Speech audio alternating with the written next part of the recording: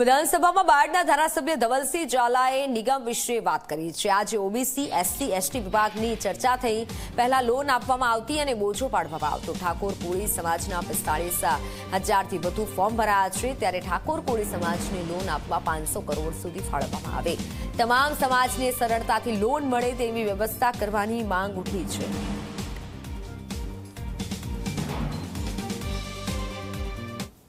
આ વખતે હજારોની સંખ્યામાં ફરિયાદો છે।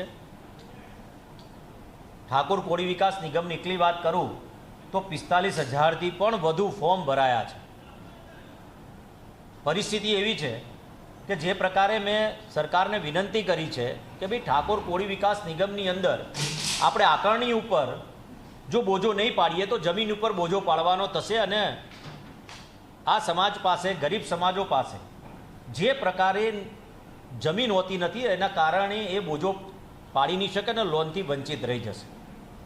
સરકાર એક બાજુ તમામ વર્ગને લોન આપવા માટે